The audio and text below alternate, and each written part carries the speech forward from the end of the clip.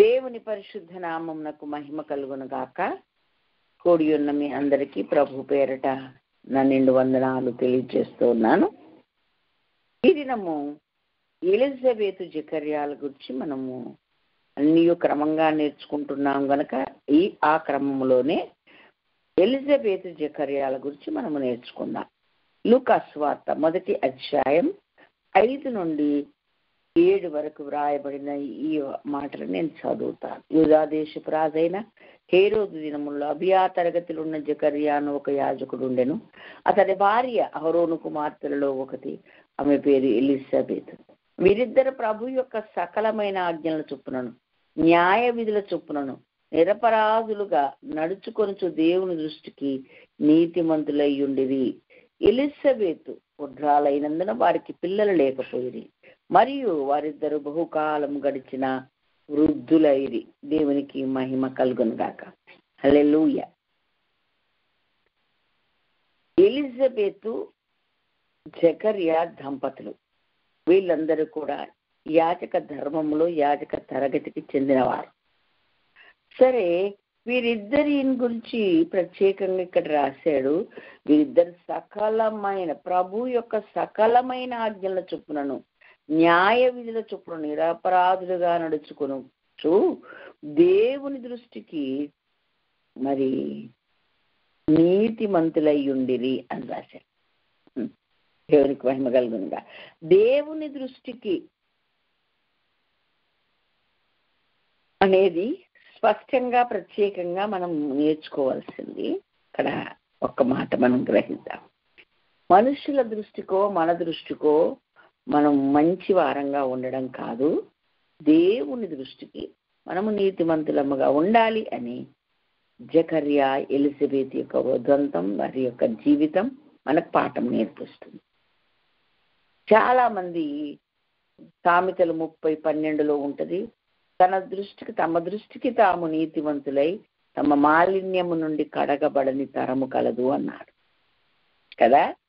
అలాగే కొంతమంది తమ దృష్టికే నీతిమంతులుగా ఉంటారు.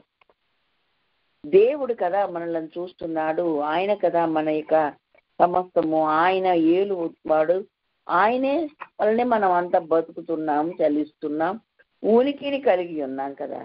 కాబట్టి మనము దేవునికి భయపడాలి, దేవుని దృష్టికి నీతిమంతులు అవ్వాలి, దేవునికి లోబడాలి కదా. కాబట్టి దేవుని దృష్టికి మనం ఎట్లా ఉన్నామో అనేది ఎవరైనా చూసుకోవాల్సింది, అర్థం చేసుకోవాల్సింది అది. అయితే ఇక్కడ అంటాడు, తమ దృష్టికి తాము నీతివంతులే తమ మాలిన్యము నుండి కడగబడని తరము ఒకటి కలదు అన్నాడు. కాబట్టి అలాంటి వారంగా మనం కాకుండా దేవుని దృష్టికి నీతిమంతులుగా ఉండాలి, దేవుని దృష్టికి ఇష్టమైనది చేయాలి, దేవుని దృష్టికి ఏది నచ్చుతుందో ఏది ఇష్టమవుతుందో దాన్ని మనం ఎంచుకోవాలి. అట్లా గనక ఉంటే, ఆ విధంగా గనక ఉంటే ప్రసంగి 2:26 ప్రకారము దేవుని దృష్టికి ఇష్టలైన వారికి అక్కడ రాశాడు. ఏమని నేను చెప్తాను, నేను చదువుతున్నా. ఏలైనగా దైవ దృష్టికి మంచివాడుగా నుండువానికి దేవుడు జ్ఞానమును, తెలివిని, ఆనందమును అనుగ్రహించు. అయితే దైవ దృష్టికి ఇష్టడగు వానికి ఇచ్చుటకై ప్రయాసపడి పోగు చేయు పనిని ఆయన పాపాత్మునికి నిర్ణయించును. వావ్, ఎంత గొప్పగా రాశారు. అంటే మనం చేయాల్సింది దేవుని దృష్టికి ఇష్టలమై ఉంటే చాలు. జ్ఞానం ఇస్తాడంట, తెలివిస్తాడంట, ఆనందం అనుగ్రహిస్తాడు, కావలసిన ధనం ఇవ్వడానికి ఆ పని పాపాత్ముడికి పోగు చేయమని చెప్తాడంట. అది తెచ్చి మన ఒళ్ళో పోస్తాడంట. ఎంత గొప్ప సంగతి. దేవుని దృష్టికి ఇష్టలుగా బ్రతికితే చాలు అన్న సంగతి ఇక్కడ రాశాడు. అపోస్తుల కార్యం 24:16 అంటాడు, నేను మానవుల దృష్టికి దేవుని దృష్టికి నిర్దోషమైనదిగా ఉండునట్లు నా మనస్సాక్షిని ఎప్పుడు నేను అలా నిలుపుకుంటున్నాను అని చెప్పాడు. కాబట్టి ఇక్కడ ఉన్నటువంటి ఈ యొక్క జకర్యా ఎలిజబెతులు వాళ్ళు ఎవరిని పట్టించుకోవట్లేదు, ఎవరి కొరకు బతకట్లేదు, బతికితే దేవుడి కొరకే అన్నట్లుగా దేవుని దృష్టికి మరి నీతిమంతులై భయభక్తులు కలిగి సకల విధములైన ఆజ్ఞల చొప్పునను మరి నిరపరాధులుగా నడుచుకుంటూ ఉన్నారంట. దేవునికి స్తోత్రం, హల్లెలూయా. ఇట్లుండగా ఈయన తొమ్మిదో వచనం నుండి, అదే మొదటి అధ్యాయం నేను 12 వరకు చదువుతున్నా. యాజక మర్యాద చొప్పున ప్రభు ఆలయములోనికి వెళ్లి ధూపం వేయుటకు అతనికి వంతు వచ్చెను. ధూప సమయమందు ప్రజల సమూహం అంత వెలుపల ప్రార్థన చేయుచుండగా ప్రభు దూత ధూప వేదిక కుడివైపున నిలిచి అతని కనబడగా జకర్యా అతన్ని చూచి తొందరపడి భయపడిన వాడాయన.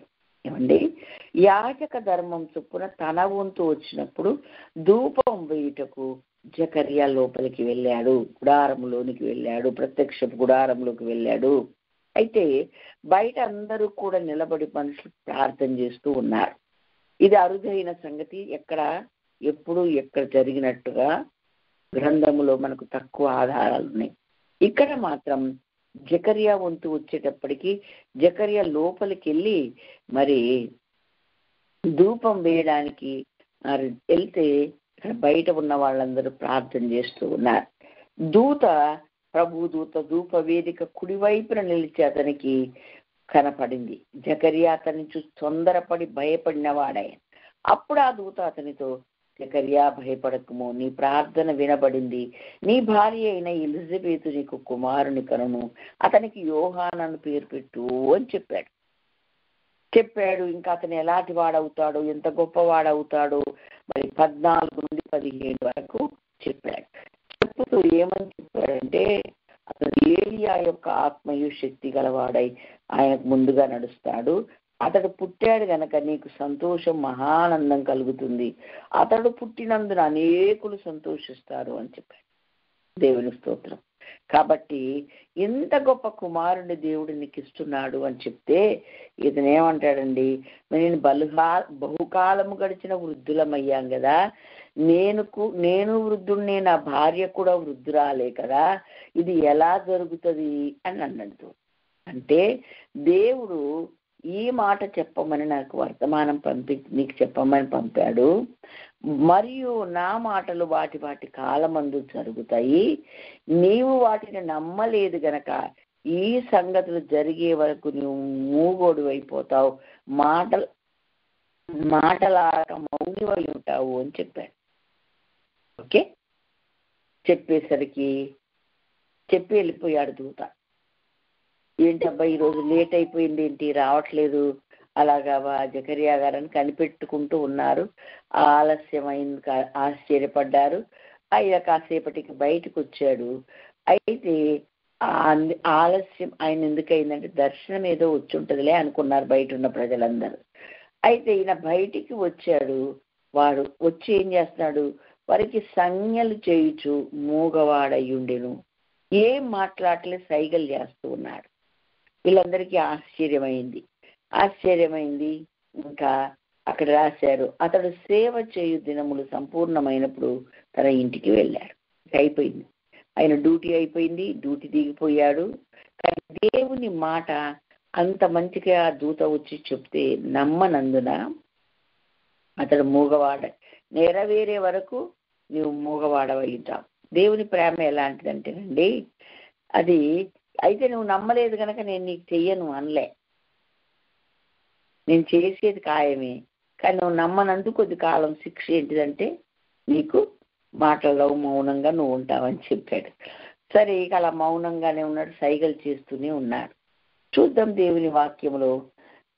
అతడు సేవ చేసే దినములు పూర్తయిపోయి ఎప్పుడైతే ఇంటికి వెళ్ళిపోయాడో ఆ దినములైన పిమ్మట అతని భార్య ఎలిజబెతు గర్భవతి అయి మనుషులలో నాకుండిన అవమానమును తీసివేయుటకు నన్ను కటాక్షించిన దినములలో ప్రభువు ఇలాగు చేసిననుకుని 5 నెలలు ఇతరుల కంటపడకుండెను. ఏమండి, మాట్లాడింది దూత వచ్చి జకర్యాతో స్పష్టంగా విషయం వివరంగా అంతా చెప్పింది జకర్యాతో. సరే ఇంటికి వచ్చాడు, నమ్మనందుచేత నువ్వు మౌనివై ఉంటావు, అది కార్యం జరిగే వరకంటే సైగల ద్వారానే వాళ్ళతోటి మాట్లాడాడు. వాళ్ళందరూ ఓహో ఏదో దర్శనం కలిగింది అనుకున్నారు. ఆ రోజుకు వాళ్ళు వెళ్ళిపోయారు. ఇప్పుడు భార్యకు దేవదూత వచ్చి ఏ ఏ విషయాలు చెప్పిందో అన్నీ కూడా సైగల ద్వారానే తెలియజేశారు. ఆ సైన్ చెప్పి తెలియజేస్తే ఆ సైగల ద్వారానే ఆమె ఆ విషయాన్ని నమ్మింది, స్వీకరించింది. వెంటనే దేవుడు ఆమెను దర్శించాడు, ఆమె గర్భవతి అయింది. దేవునికి స్తోత్రం. 5 నెలల వరకు ఎవరు దేవుడు నన్ను కటాక్షించాడు, నా దీనస్థితిని కటాక్షించాడు, నా అవమానమును మనుషులో ఉండకుండా తీసివేశాడు, నా ప్రభువును బట్టి వందనాలని చెప్పి సంతోషిస్తూ 5 నెలలు ఎవరి కంటపడకుండా ఉందండి ఈ యొక్క ఎలిజబెత్. అయితే అప్పుడు ఈ లోపు మళ్ళా మరియమ్మ దగ్గరికి 5 నెలల లోపు మరియమ్మ దగ్గరికి రావడం, మరియమ్మకు ఈ విషయాలు చెప్పడం నిన్న మనము నేర్చుకున్నాం. అయితే అక్కడ మనం మరియమ్మ నమ్మనందుకు అనుమానం వ్యక్తం చేసినందుకు దూత చెప్పాడు కదా 36వ వచనంలో, ఇంకా నీకు కావాలంటే నీ బంధువురాలైన ఎలిజబెత్ వృద్ధురాలు, ఆమె గర్భం ధరించింది, వెళ్ళి చూడు అనంటే ఆమె వెళ్ళి చూసి దర్శించినట్లుగా, ఆమె సపర్యలు చేయడానికి 3 నెలలు ఎలిజబెత్ అమ్మ దగ్గర ఉన్నట్లుగా నిన్నటి దినం మనకు వాక్యం ద్వారా మనము నేర్చుకున్నాం కదా. ఇక్కడ గ్రహించాల్సింది ఏంటంటే, పైగ చేసి దేవుని సంగతులను, దేవుడి దర్శనాన్ని, దేవుడు చెప్పిన మాటలను మరి చెప్పితే అన్నిటిని నమ్మి దేవుని సన్నిధిలో నమ్మడం ఎప్పుడైతే నమ్మిందో అంత వృద్ధులైన, బహుకాలము గడిచిన వృద్ధులైన మరి వారి దేవుడు వారి గర్భం తెరిచాడు. గర్భంలో కుమారుడు పుడతాడు, అతనికి ఇలాగా పేరు పెడతావు, అతడు ఇలా గొప్పవాడవుతాడు. ఈ సంగతులు, ఈ సత్యాలన్నీ చెప్పేశాడండి. సరే మంచిది. ఇవన్నీ కూడా ఆమెకు కూడా నిర్ధారణ చేసుకున్నట్టు నిన్నటి దినమున మనము నేర్చుకున్న కన్య మరియ వెళ్ళింది, అది కరెక్టే తెలుసుకుంది, ఆమెతో ఆనందించింది, దేవుని మహాకృపను బట్టి సంతోషించింది. ఎలిజబెత్ అమ్మ పరిశుద్ధాత్మతో నింపబడింది. అమ్మా నా ప్రభు తల్లి నా దగ్గరికి వచ్చటం ఎంత తటస్థించింది అని ఆమె అనగానే అసలు చిన్న నలుసండి, అప్పుడే ప్రభు మాట చొప్పున నాకు జరుగును గాక అన్నదంతే. దేవుని వాక్కు ఆమె లోపలికి వచ్చి గర్భం ధరించింది కదా. అనగా ఆ మాట నమ్మినప్పుడే దేవుడు కార్యం చేశాడు కదా. ఇప్పుడు ఈమెకు కూడా పరిశుద్ధాత్మలో అర్థమయ్యి ఆ మాట పలికింది. మరి అమ్మ చాలా సంతోషించి నేను ధన్యురాలని, దేవుడు నన్ను అలా చేశాడు అన్నది నిన్న మనం నేర్చుకున్నాం. సరే 3 నెలలు ఈమెకు సపర్యలు చేయడానికి మరియమ్మ ఆమె దగ్గర ఉన్నట్టుగా 56వ వచనం లూకా సువార్త 1:56లో రాయబడి, అంతటా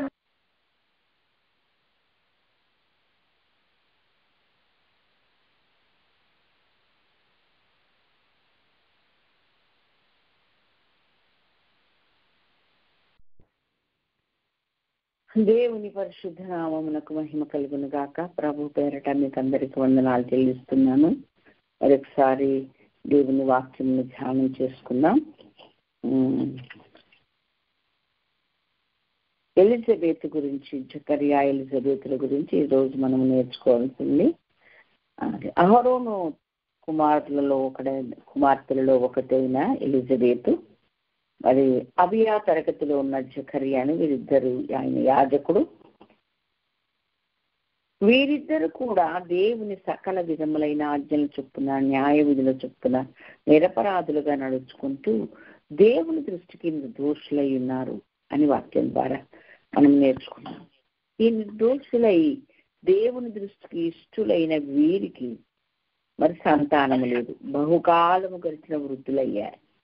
అయితే ఎప్పుడైతే మరి దేవుని కోసం ఎదురు చూస్తున్నారు, ఇక్కడ మనకు రాయబడి ఉంది, ఇంత వృద్ధులైనా దేవుడు తన కార్యం చేస్తాడు, తప్పకుండా ఒకరోజు మమ్మల్ని దర్శిస్తాడని నమ్మకంతో బతుకుతున్నారండి. ఎందుకంటే ధూప సమయమందు ప్రజల సమూహమంతా వెలుపల ప్రార్థన చేయుచుండగా ప్రభు దూత ధూపవేది కుడి వైపు నుంచి అతనికి కనపడి, జకర్యా భయపడ్డాడు, నువ్వు భయపడవద్దు, నీ ప్రార్థన వినబడింది అన్నాడు. అంటే ప్రార్థన చేస్తున్నారు వాళ్ళు, బహుకాలము గడిచిన వృద్ధులైనా దేవునికి సాధ్యమైనది లేదు. ఆయన మమ్మల్ని దర్శించి మాకు తప్పకుండా సహాయం చేస్తాడు, కుమారుని అనుగ్రహిస్తాడని వాళ్ళు నమ్మి దేవుని సన్నిధిలో వాళ్ళు ఎదురు చూస్తున్నారు. చూసారా? ఎందుకు ఇది?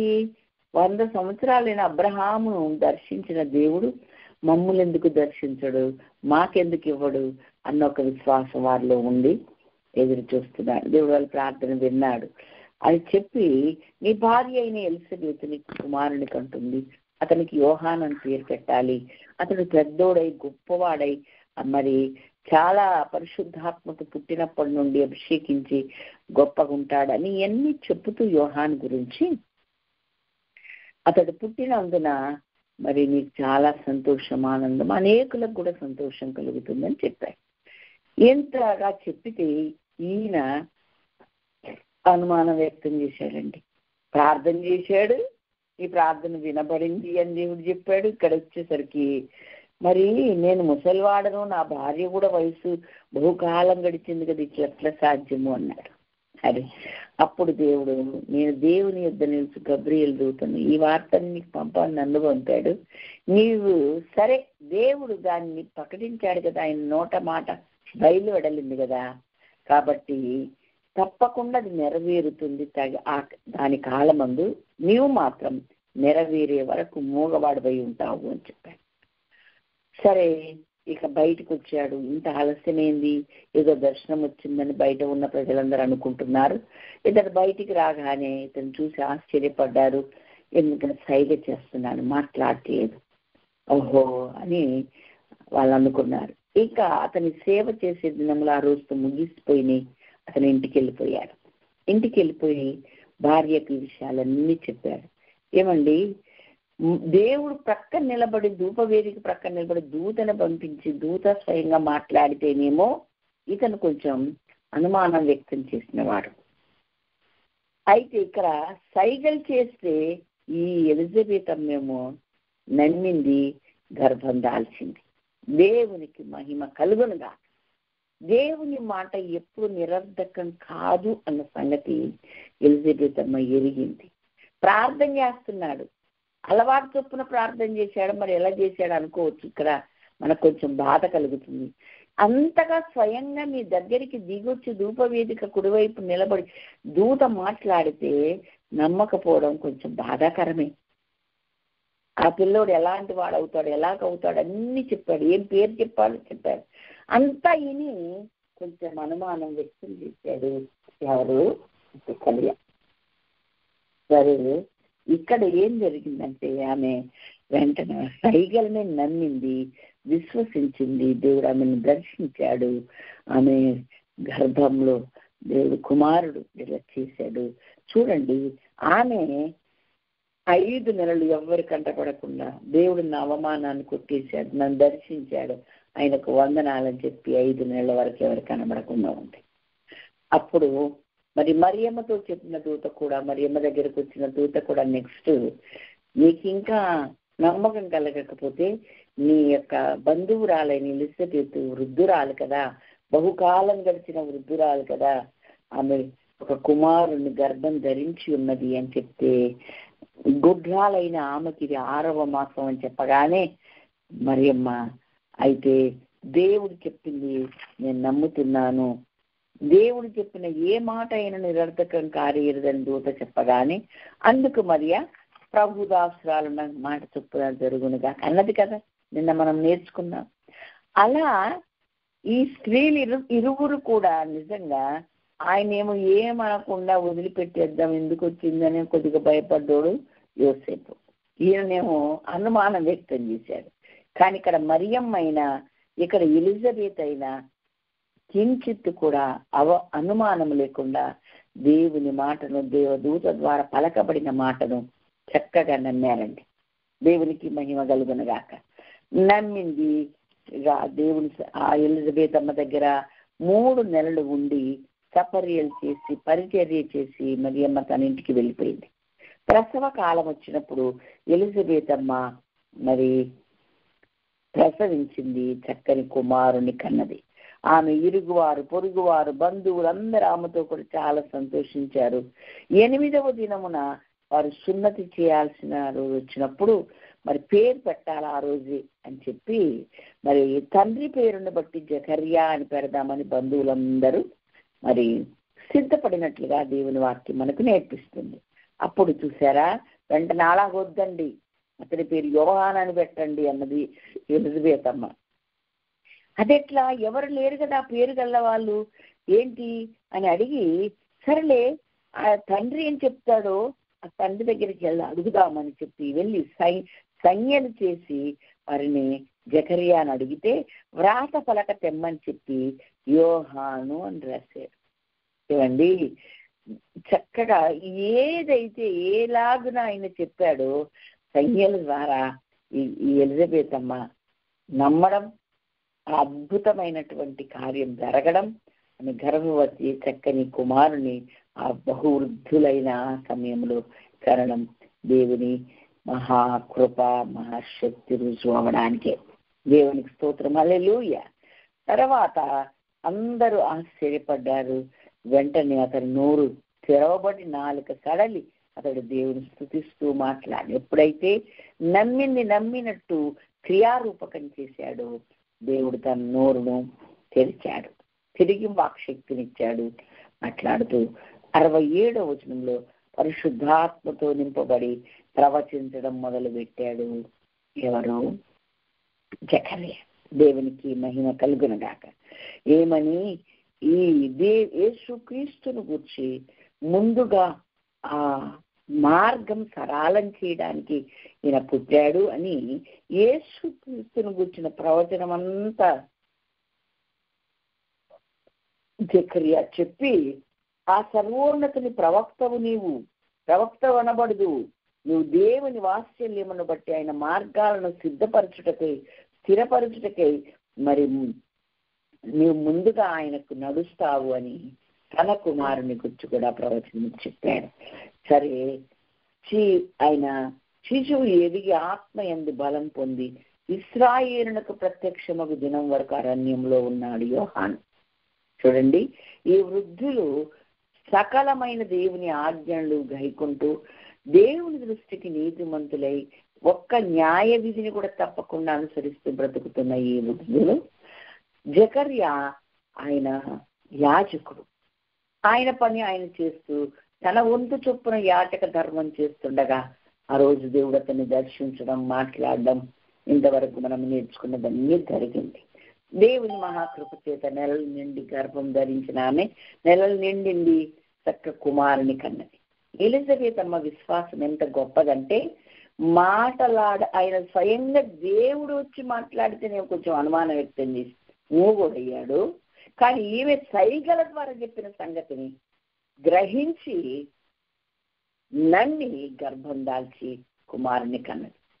అంత చురుకైనదు, ఎంత జ్ఞానమైనదో, ఎంత మరి దేవుని కొరకు ఎంతగా ఆమె హృదయం తెరవబడి ఉందో మనకు అర్థమవుతుంది. దేవునికి స్తోత్రం, హల్లెలూయా. కొంతమంది మొద్దు బుర్రలు ఉంటారు, సైగ చేసినా అర్థం కాదు. ఒక్కొక్కరు చిన్నపిల్లలకు చెప్పకూడదు అనుకునే సైగ చెప్తే ఏంటండి మాటలు అడుగుతున్నారు అంటారు, అంత మొద్దు బుర్ర. కానీ ఎలిజబెత్ అమ్మ చాలా జ్ఞానవంతురాలు, చాలా చురుకైనది, చురుగ్గా ఆలోచించగలది, గ్రహించగలదని మనకు అర్థమవుతుంది. దేవునికి స్తోత్రం, హల్లెలూయా. ఇక్కడ యోహాను ఎంత గొప్పవాడవుతాడో ఆయన 14 నుండి 17 వరకు రాశారు. పుట్టినప్పటి నుండి పరిశుద్ధాత్మతో నింపబడి ప్రభు దృష్టి గొప్పవాడవుతాడు. ఏలియా ఆత్మ కలిగిన వాడవుతాడు, ఆత్మతో నిండి ఉంటాడు. ఏలియా యొక్క ఆత్మశక్తి కలిగి అనేకులను ప్రభు యొద్దకు మరి మళ్లించేవాడుగా ఉంటాడు అని చెప్పి ఇక్కడ చెప్పబడింది. అయితే ఇవన్నీ కూడా ఎలిజబెత్ అమ్మ హృదయంలో భద్రపరుచుకుంది, ఈ జకర్యా హృదయంలో భద్రపరుచుకున్నాడు. శిశువు ఎదిగాడు, ఆత్మలో బలం పొందాడు. బలం పొంది అరణ్యములో దేవుడు ప్రత్యక్షమయ్యే దినం వరకు వచ్చాడు. పర్పస్ ఏంటండి? యేసుక్రీస్తుకు ముందు నడవవలసిన వాడు. యేసుక్రీస్తుకు ముందు 6 నెలలే ముందుగా పుట్టాడండి. 6 నెలలే పెద్దవాడు. ఎందుకండి మరి అంతగా దేవుడు అప్పటిదాకా దర్శించినోడు ఎందుకు దర్శించాడు అని అంటే మనకు తెలుసు. యోహాను సువార్త ప్రారంభంలోనే ప్రభు చేత పంపబడిన ఒక మనుషుడు ఉండెను, అతని పేరు యోహాను అని రాయాలి. దేవుడే కావలసుకొని కార్య నిర్వహణ జరిగించుటకు యేసుక్రీస్తుకు ముందుగా నడుచుటకు యోహానును ఎంతకాలం ఆ వృద్ధులు ప్రార్థించిన ఇవ్వకుండా యేసుక్రీస్తుకు ముందు 6 నెలలు వచ్చేలాగా భూమి మీదకి ఒక ప్లాన్ ప్రకారం దేవుడు పంపించాడని రాయబడి ఉంది. యేసు ప్రభువారు భూమి మీదకి వచ్చి సమస్తము తండ్రి చిత్తమే చేయడానికి, తండ్రి అభిష్టమే చేయడానికి ఆయన వచ్చాడు. నశించిపోతున్న మానవాళ్ళని రక్షించడానికి యేసు ప్రభు వచ్చాడు కదా. మరి యేసు ప్రభువు సమస్త మానవాళి నిమిత్తము మాదిరి అయి ఆయన పాపమును భరించి ఆయన మరి దేవుని చిత్తమును మార్గాన్ని సరళం చేయుటకు పరలోకానికి మూయబడిన మరి మార్గం తెరవడానికి కదా ఆయన వచ్చాడు. కాబట్టి ఆ కార్యమును సఫలం అవ్వాలి, సుగమనం అవ్వాలి, అది పూర్తిగా నెరవేరాలంటే యేసు ప్రభుకు ముందు ఒకడు రావాలి, ఒకడు ప్రకటించాలి. ఆ ప్రకటించేవాడు దేని నిమిత్తం వచ్చాడు అంటే కేవలం బ్యాప్టిజం ఇవ్వడానికి పంపించారు. మార్గం సరళం చేయండి, ప్రభు వైపు తిరగండి, ఒక ఆయన వస్తున్నాడు, ఆయన లోకరక్షకుడు, లోక పాపమును మోసుకొని పోయే దేవుని గొర్రె పిల్ల అని ప్రకటించడానికి, మార్గం సరళం చేయడానికి, ఆయనకు ముందుగా నడవడానికి యోహాను వచ్చాడు. అందుకు ఇంతకాలం ప్రార్థన చేస్తున్న ఈ జకర్యా ఎలిజబెతు దంపతులకు దేవుడు సంతానం ఇవ్వక ఆగి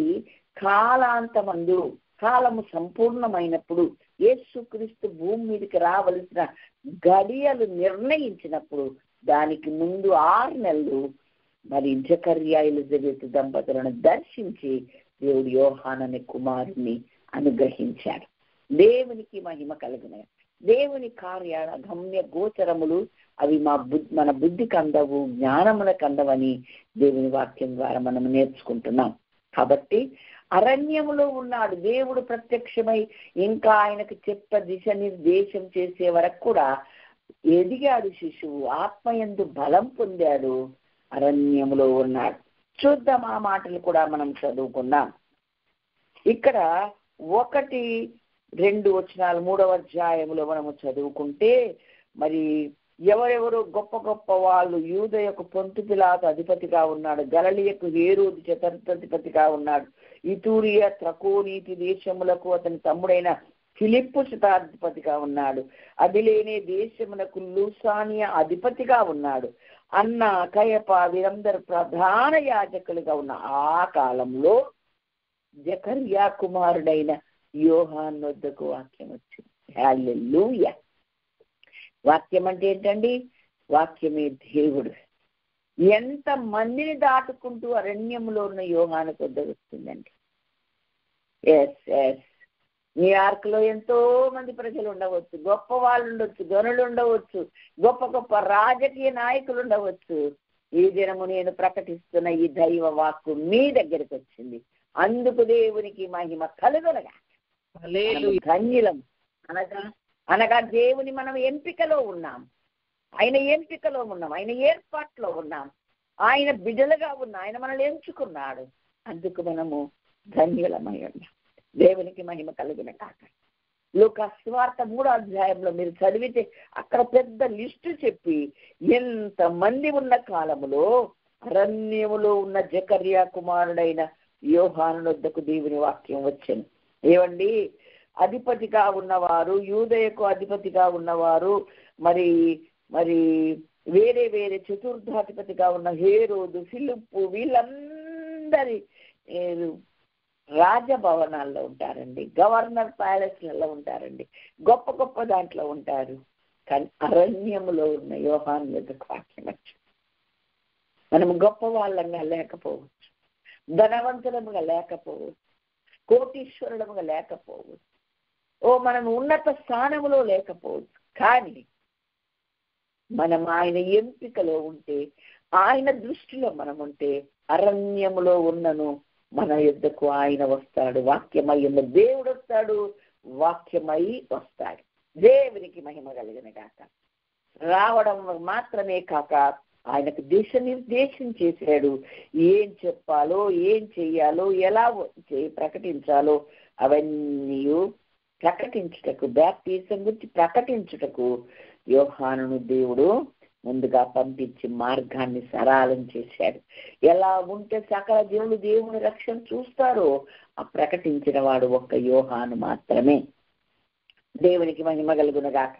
ఈ యోహాను మొట్టమొదట ప్రకటించడమే ఏం ప్రకటించాడంటే, దేవుని రాజ్యం సమీపించింది కనుక మారు మనస్సు పొందండి అని ప్రకటించాడు.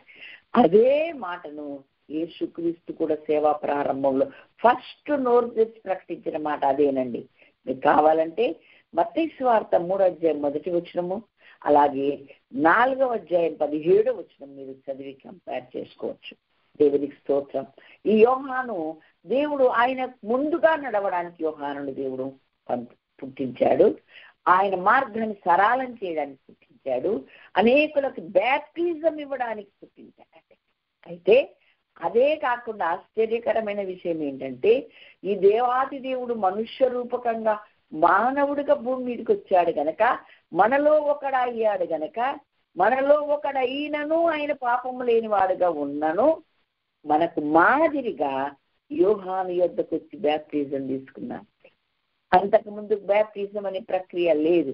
బ్యాప్టిజం అనేది భూమి మీద ప్రారంభం కాలేదు.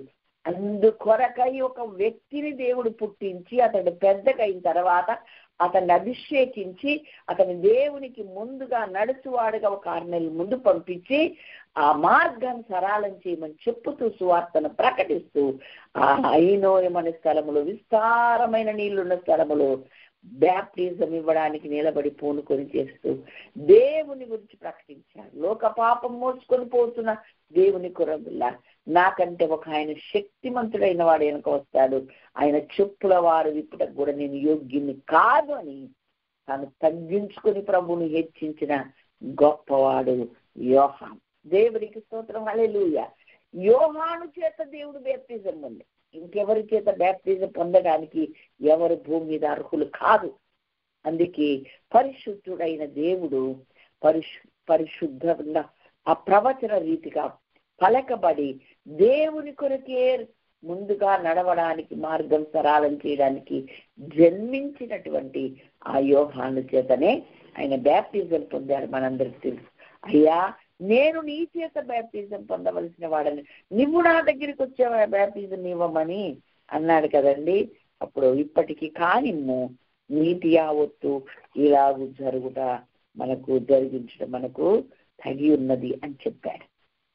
అంటే అందరూ కూడా ఆ యోహాను చేత బ్యాప్టిజం పొందాలని, బ్యాప్టిజం అనేది నీళ్ళల్లో మునిగి తేలితే ఆయన మరణ పునరుద్ధాలకు సాదృశ్యంగా ఉంటదని ప్రభువారు ఆ విధంగా తన వాక్యమును నెరవేర్చుటకు ఇదంతా జరిగించాడన్నమాట.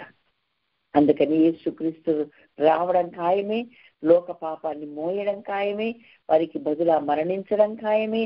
ఆ మరణించిన ఆయన ఆ మరణము యొక్క సాదృశ్యం ప్రతి పాపి జీవితంలో జరగాలంటే ఈ బ్యాప్టిజం ద్వారానే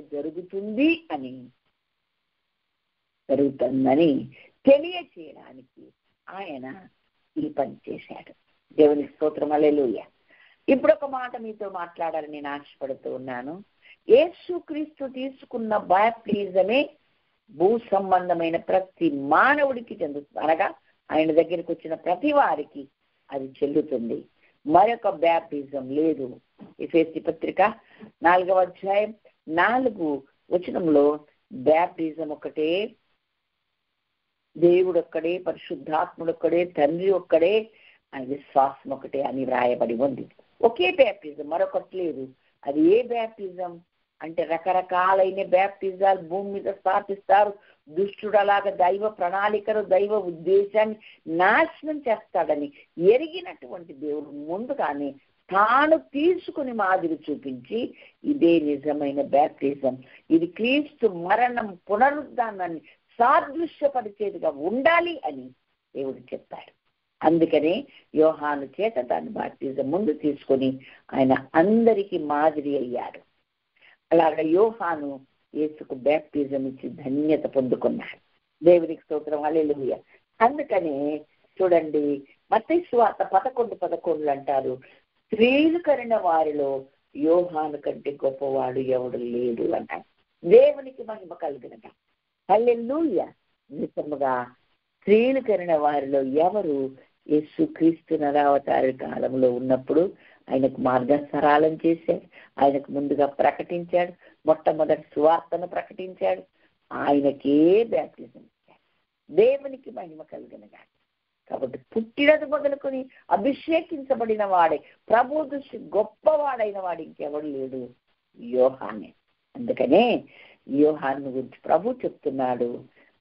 1 యోహాను సువార్త 1:6 దేవుని చేత పంపబడిన ఒక మనుష్యుడు ఉండెను, అతని పేరు యోహాను అని రాశారు.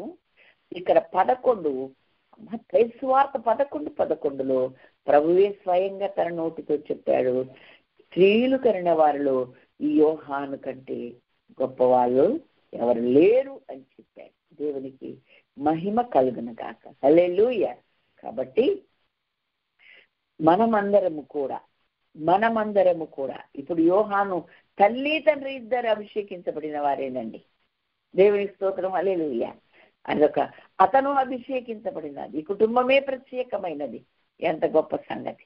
కాబట్టి వింటున్న మీలో ఆ బ్యాప్టిజం తప్ప వేరొక బ్యాప్టిజం ఎవరైనా ఒకవేళ తీసుకొని ఉంటే నాకు తెలియదు, కానీ నేను చెప్పాల్సిన బాధ్యత నా మీద ఉంది గనక యేసుక్రీస్తు తీసుకున్న మాదిరి అయిన ఆ బ్యాప్టిజమే అందరూ తీసుకొని తీరాలి. మరొక బ్యాప్టిజం లేదు. రకరకాలైన బ్యాప్టిజాలు భూమి మీద పుట్టుకొచ్చాయి. అది దుష్టుడి యొక్క ప్రేరేపణ, దుష్టుడి కార్యం. అది మనం ఎవరు పాటించాల్సిన అవసరం లేదు. మనమందరము ముంచడ బ్యాప్టిజమే తీసుకోవాలి. ఆయన ఎలాగ మరణం పొందాడు దానికి సాదృశ్యంగా నీళ్ళలోకి మునిగి ఆ పాపములను పాతిపెట్టి మళ్ళా పునరుద్ధానం పొందినట్లుగా మనము నీతిమంతులముగా దేవునికి లేపబడాలి.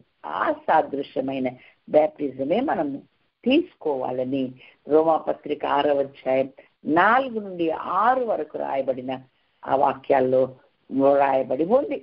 కాబట్టి యోహాను యొక్క జన్మము ఎందుకు ఇంత కడు వృద్ధులయ్యే వరకు ఉన్నారంటే, కాలాంతమందు కాలము సంపూర్ణమైనప్పుడు యేసుక్రీస్తు భూమి మీదకి రావాలి. యేసుక్రీస్తు భూమి మీదకి రావడానికి ముందుగా ఎలిజబెత్ జకర్యాలను దేవుడు దర్శించాలి.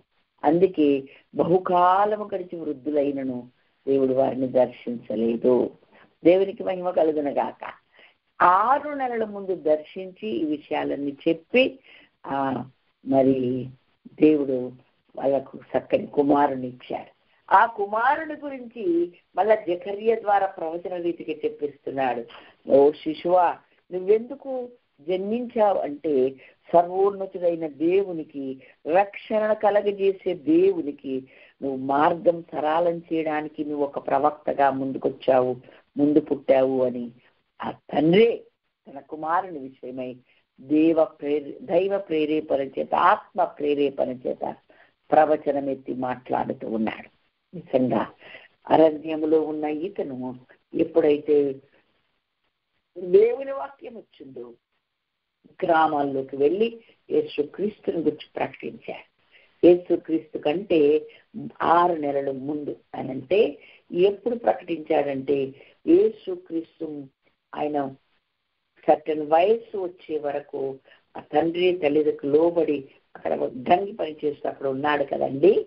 అలా ఆ వయస్సు వచ్చే వరకు, ఎందుకంటే ధర్మశాస్త్రం సేవ చేయాల్సిన వయస్సును 30 ఏళ్లుగా నిర్ణయించింది కనుక 30 ఏళ్ళు వచ్చే వరకు ఈయన దేవుడు ముందుకు రాలేదు, సేవలోకి రాలేదు.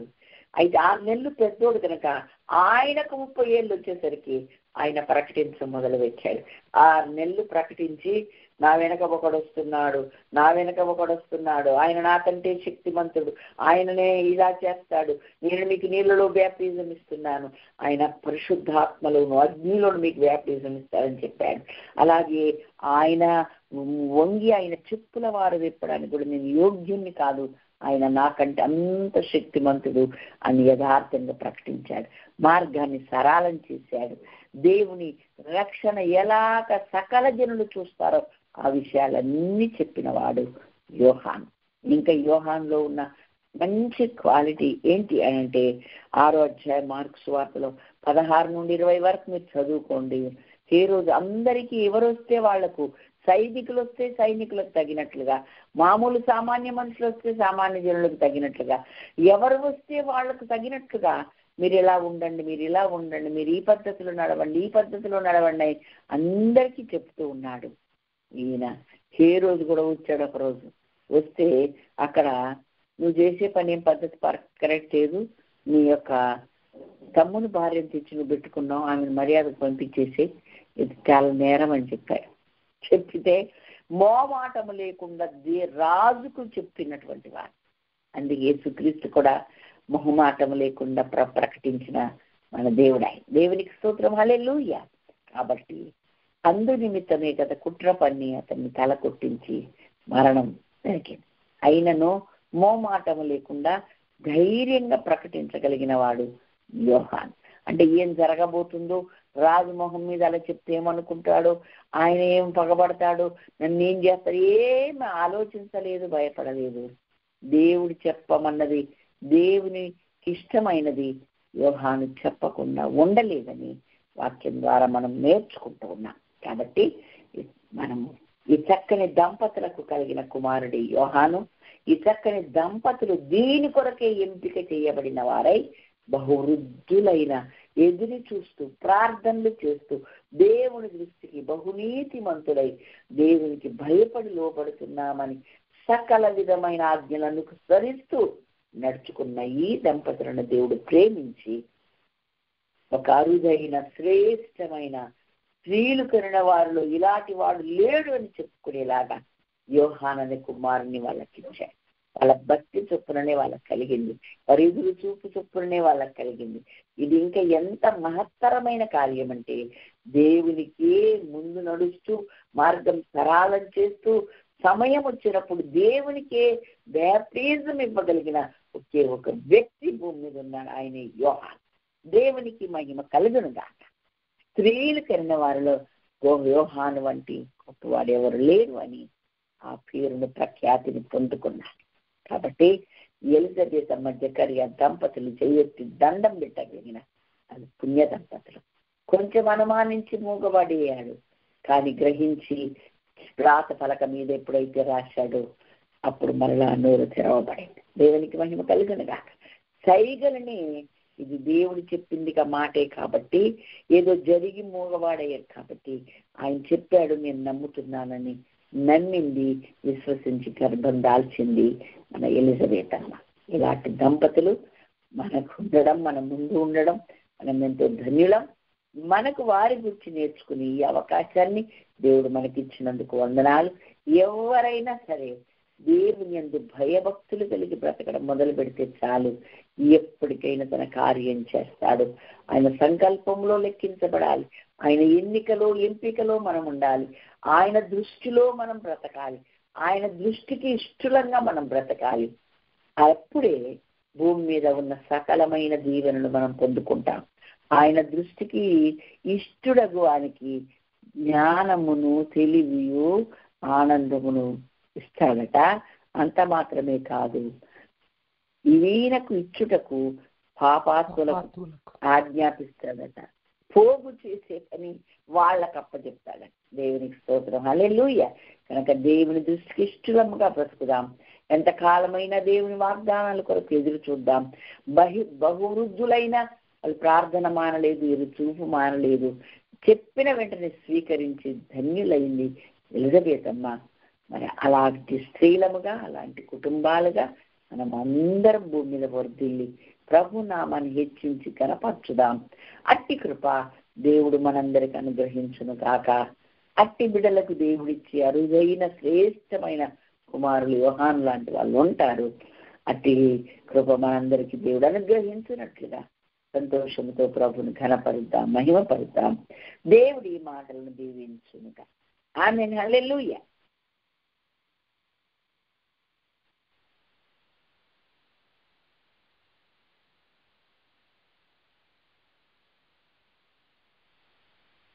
Praise the lord. Praise the lord. 1 minute అమ్మా, రికార్డింగ్ ఆపుతాను.